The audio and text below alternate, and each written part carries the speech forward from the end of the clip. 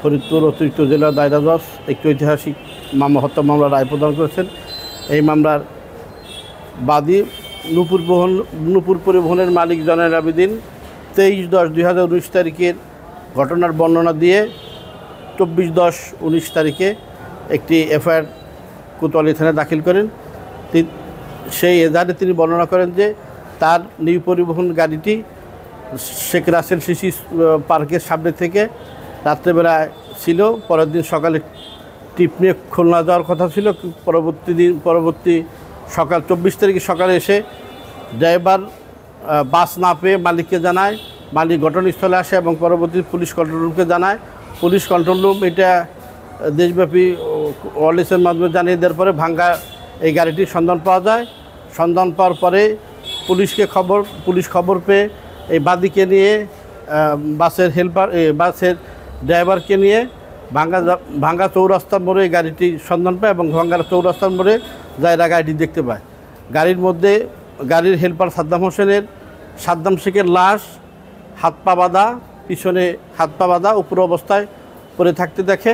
পরবর্তীতে গাড়িটি উদ্ধার করে ভাঙ্গা থানায় নিয়ে যাওয়া হয়। পরে বাদী এই মামলা দাখিল করেন। এই মামলাটি দীর্ঘ তদন্ত শেষে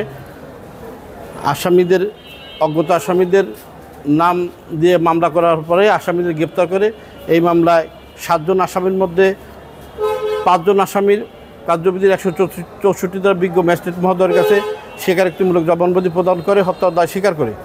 এবং পরবর্তীকালে এই মামলাটি বিচারের জন্য বিজ্ঞ আদালতে আসলে ফরিদপুর অতিরিক্ত জেলা দায়রা জজ দ্বিতীয় আদালত বিচারক জনাব মোহাম্মদ শিহাবুল ইসলাম আজকে এই ঐতিহাসিক হত্যা মামলার রায় প্রদান করেন।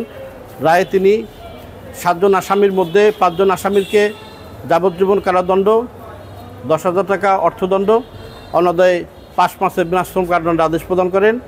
এবং একজন আসামি আলমগীর তাকে 412 ধারায় দোষী সাব্যস্ত করে 5 বছরের কারাদণ্ড, 3 মাসের 5,000 টাকা জরিমানা, অনদায়ে আরও 3 মাসের বিনাশ্রম কারাদণ্ডের আদেশ প্রদান করেন।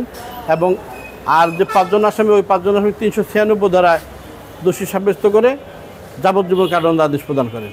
আরেকজন আসামিকে বিজ্ঞ আদালত প্রমাণ না পেয়ে তাকে বেশি খালাস প্রদান করেন। এই আসামি রাষ্ট্রপক্ষ থেকে আমরা মামলাটি পরিচালনা করে মামলাটির উপযুক্ত বিচার দিতে বাদীকে সক্ষম হয়েছি। এই রায়ের মধ্য দিয়ে সমাজের ন্যায় অপরাধের প্রবণতা কমে আসবে বলে আমি বিশ্বাস করি।